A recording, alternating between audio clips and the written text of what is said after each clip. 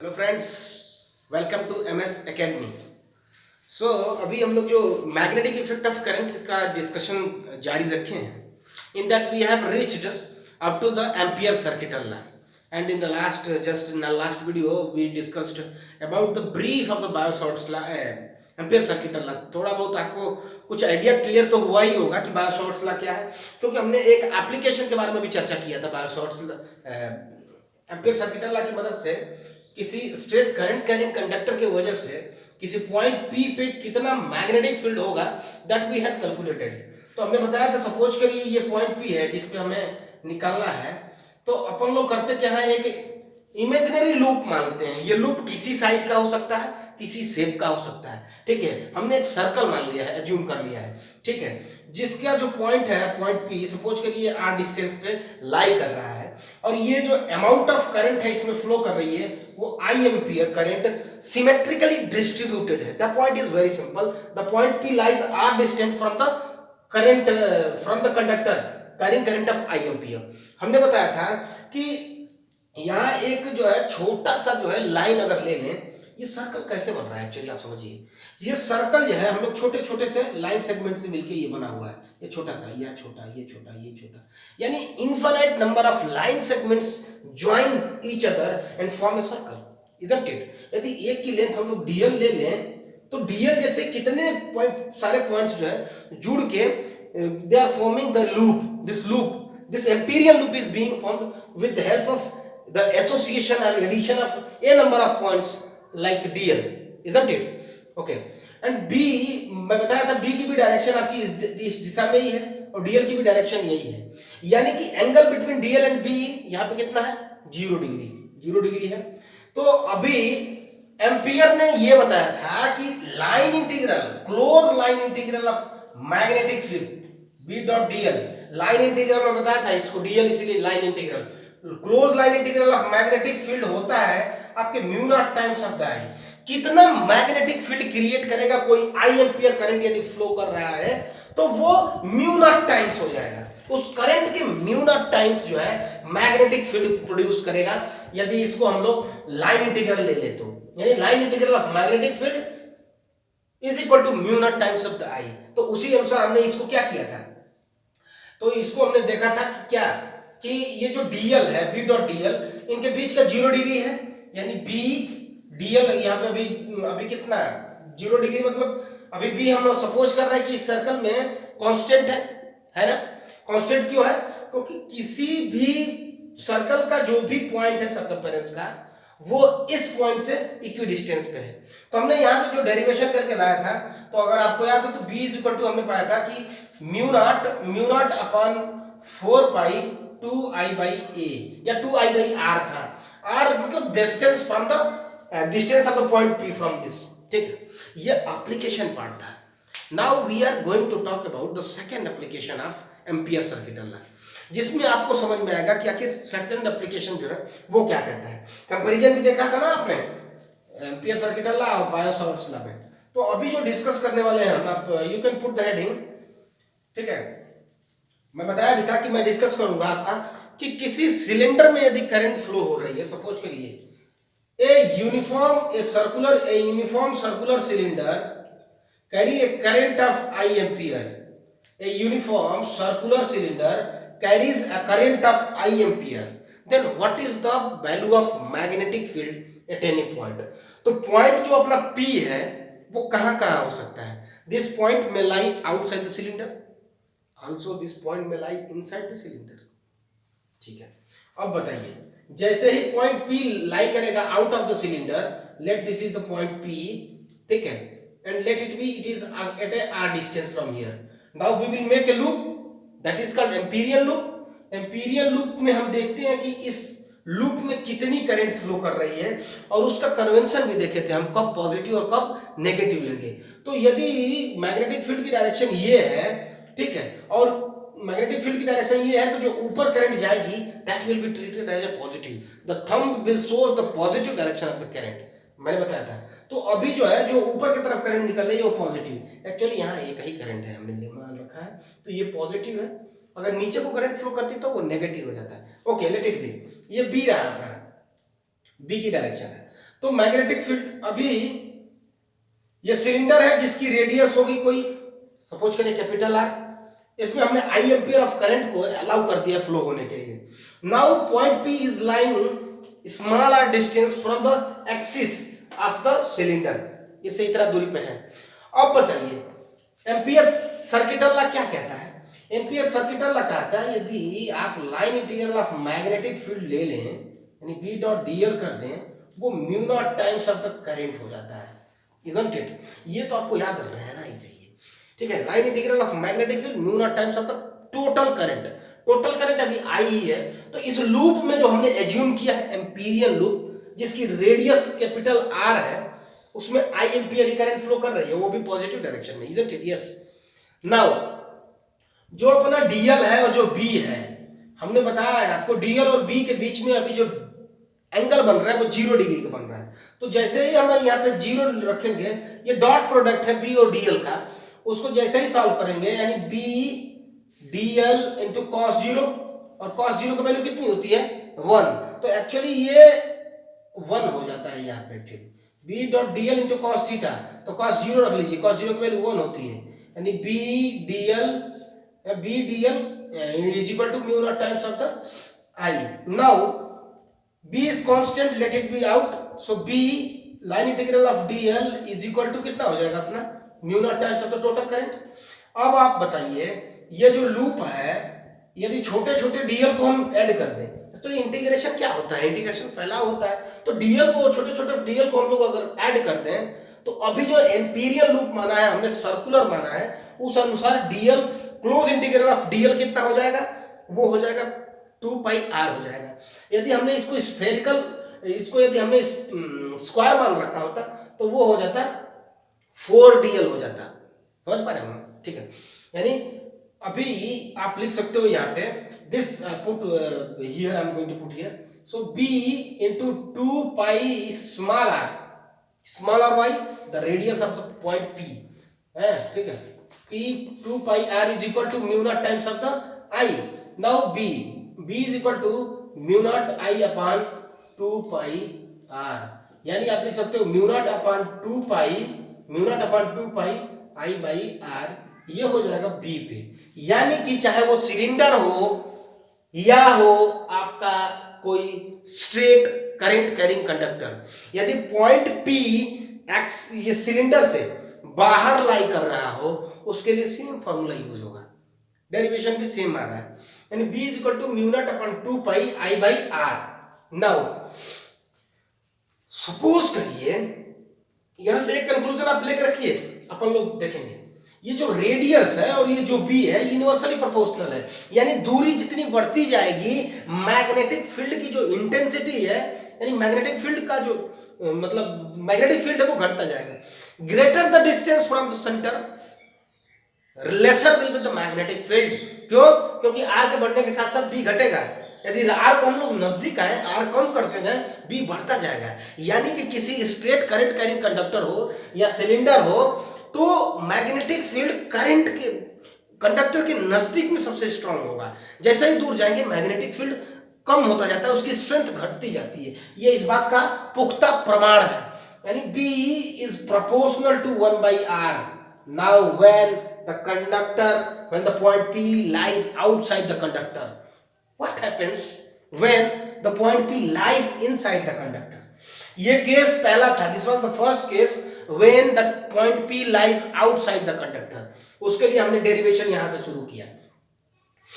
Now ये second application हम लोग कर रहे थे, सेकेंड एप्लीकेशन में हम लिया था एक सिलेंडर था और उसमें आई एम्पियर ऑफ करंट। सोचिए एक बात जरा अपने जहन में लाइए, ये जो आई एम्पियर ऑफ करंट है यदि फ्लो कर रही है इसमें, ठीक है, तो वो दो दशाएं हो सकती हैं, एसी और डीसी। जब हम एसी की बात करेंगे तो बात करेंगे एसी का ये नेचर है, एसी केवल सरफेस पे मतलब गतिमान है। एसी जो करंट होती है केवल कंडक्टर के सरफेस पे चलती है, नॉट इनसाइड द सिलेंडर, लेकिन DC through out the surface. Suppose करिए ये अपना कंडक्टर रहा, ये अपना पूरा कंडक्टर है, यदि किसी कंडक्टर को काट रहा है तो ये मतलब उसका क्रॉस सेक्शन एरिया है। जब ये क्रॉस सेक्शन एरिया है तो एसी क्या करता है, एसी का नेचर है कि ये केवल सरफेस पे मूव करता है। AC current moves only on the surface of conductor, very important point. Whereas जबकि the DC current moves throughout the surface, throughout the conductor, यानी पूरा ये मूव करेगी, यानी पूरा मूव करता है, डीसी जो है पूरा मूव करता है। यानी कि यदि एसी की स्थिति में ले लें, सपोज करिए पहला केस, अभी पहला केस डन, दूसरा केस हम लोग लिए हुए हैं, and the second case is point P lies inside the conductor, inside the cylinder.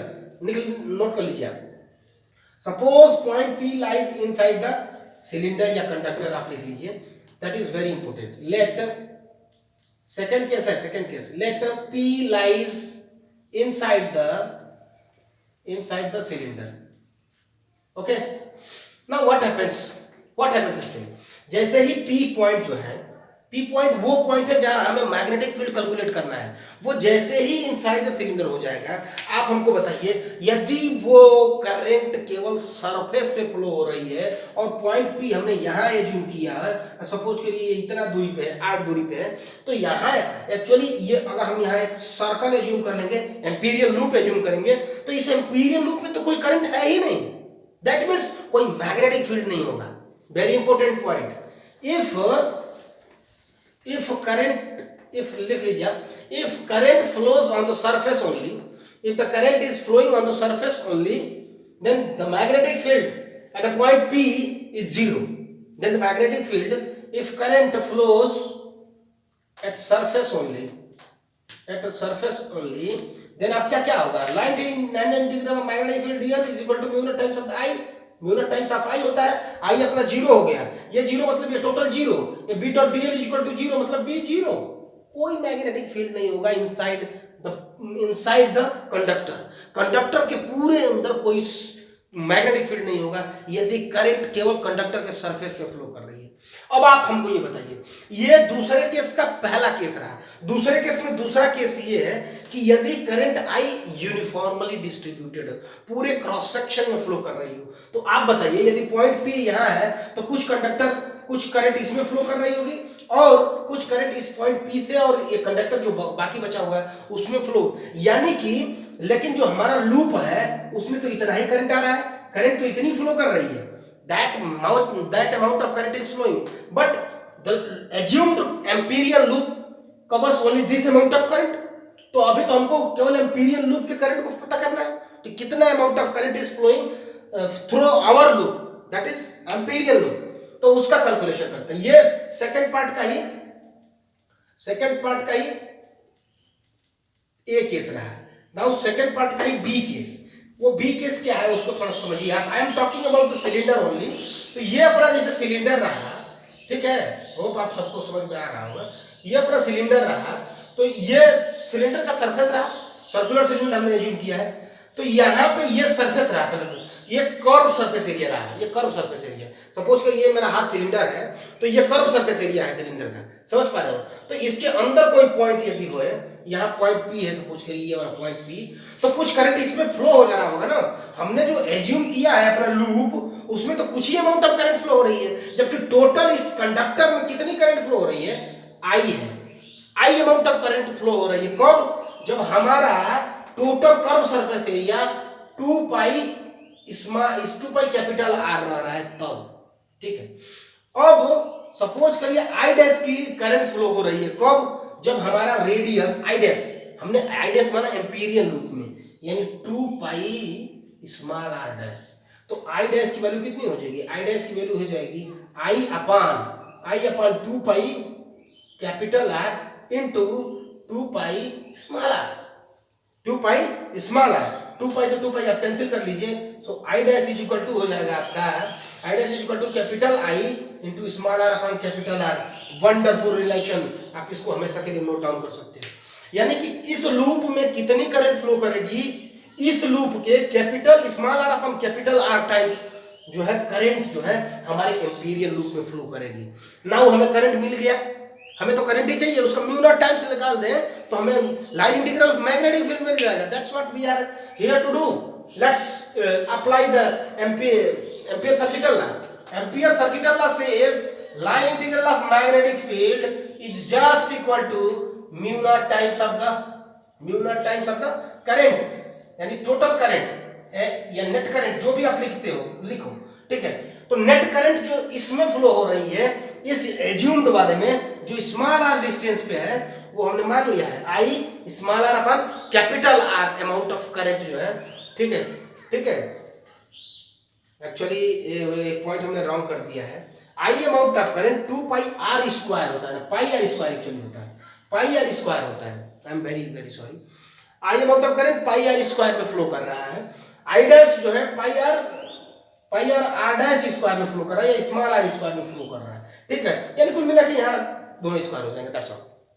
I dash is equal to I upon small r square upon capital R square. Wonderful, ये आप wonderful है, ठीक है, इसको रखे रहिए आप, ठीक है। That is of r is, ठीक है। तो अभी आप समझिए आई नेट कितना हो गया, आई नेट उतना हो गया, आई डैश के बराबर है। अभी आई नेट आई डैश के बराबर है, ठीक है। अब एक बात समझिए, हमने म्यू नॉट क्या है, mu not is the permeability of free space है, यानी पॉइंट पी को यदि लाइज आउटसाइड करते हैं तो क्या है, ये एयर है, हम लोग ऑलमोस्ट इसको वैक्यूम मानते हैं, तो हम लोग म्यू नॉट लिख लेते हैं। म्यू नॉट कहते हैं कि जो है कि उसकी वैल्यू, म्यू नॉट की वैल्यू हम लोग रख लेते हैं। लेकिन 4.10⁻⁷, लेकिन आप बताइए जब point P lies inside the cylinder है, इनसाइड द सिलेंडर मतलब इनसाइड द मटेरियल है, इसका मतलब क्या हुआ, इसका मतलब ये हुआ कि उसका मटेरियल का भी मैग्नेटिक, मटेरियल का जो है म्यू आर इस्तेमाल होगा, यानी relative magnetic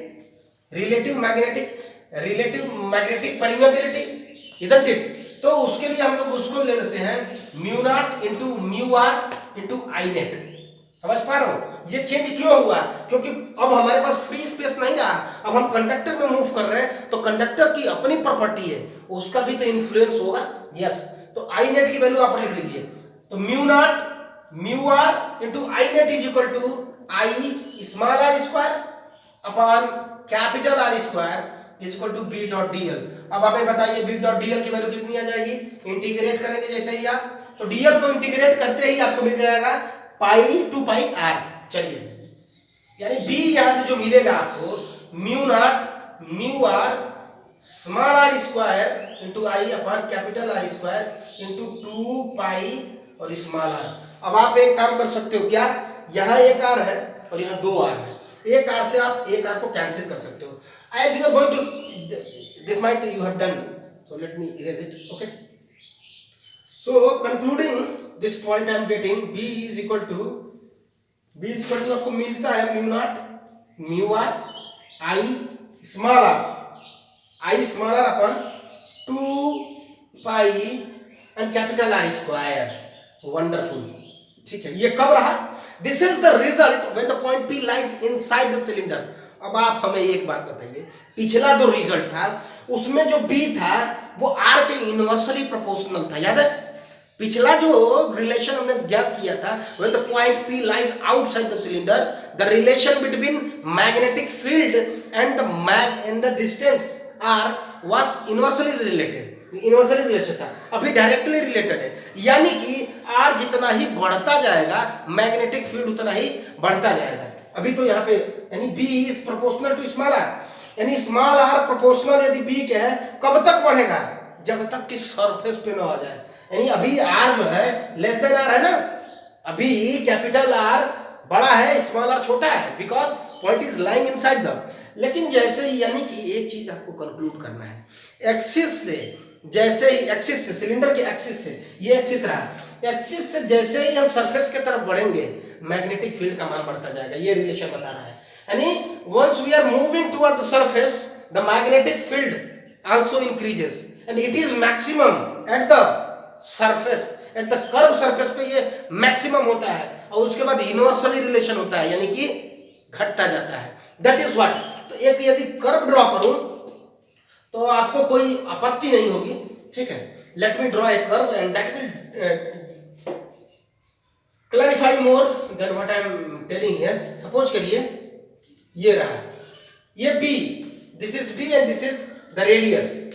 radius capital R नहीं बल्कि स्मॉल r को रखिएगा, स्मॉल r को, ये कैपिटल R रहा, capital R is the radius. तो कैपिटल R तक हमने बताया था, कैपिटल R तक ये डायरेक्टली रिलेटेड है। डायरेक्टली रिलेटेड का मतलब क्या हुआ, कैपिटल आर तक ये डायरेक्टली, यानी कि एक्सिस से लेके रेडियस, मतलब उसके रेडियस तक, एक्सिस से लेके उसके सरफेस तक ये डायरेक्टली रिलेटेड है। ये वाला रिलेशन आपको बताता है, ये बी था ना, ये वाला। और उसके बाद क्या बोला, उसके बाद बोला कि वो इनवर्सली रिलेटेड है, यानी inversely y is proportional to 1/x। इसका इक्वेशन याद है आपको, हाइपरबोलिक बनता है, यानी कि ये इस तरह से कुछ बन जाएगा। समझ पा रहे हो बात को? ठीक है, तो ये रहा। आपको यदि कभी ड्रॉ करने को भी दे दे तो आप ड्रॉ कर सकते हो। यहां से ये बी रहा, ये बी रहा और ये आर रहा। ठीक है, ये आर है, ये when r less than r है, ये when r greater than r है। तो इस दशा में आप जो है बी को ड्रॉ कर सकते हो, डराइव कर सकते हो, तथा साथ ही साथ आप ये भी कर सकते हो कि ये ड्रॉ कर सकते हो। ठीक है, कंक्लूजन ये रहा आपका। होप आपको ये समझ में आ गया होगा। ठीक है, 2 पॉइंट और समझाने को है जो मैं समझाना चाहता हूं। ठीक है, तो 2 पॉइंट वो ये है, तो होप आपको ये समझ में आ गया होगा रिलेशन कैसे स्टेब्लिश करते हैं। बायो सवर्ट्स लॉ से लेकर एम्पियर सर्किटल लॉ तथा इसके एप्लीकेशन को भी डिस्कशन, दोनों का रिजल्ट को भी हमने कंपैरिजन किया। Now in the just next video we are going to watch the solenoid. उसमें इनसाइड में कितना उसका मैग्नेटिक फील्ड होता है, outside the solenoid magnetic field क्या होता है, टोराइड क्या होता है एक्चुअली बेसिकली, इनका फिजिकल सिग्निफिकेंस क्या है। These points with the numericals we are going to cover in the just next video. Okay, hope आपको ये वीडियो पसंद आया होगा। कमेंट में लिख के बताइए आपको ये वीडियो कैसा लगा। Thank you.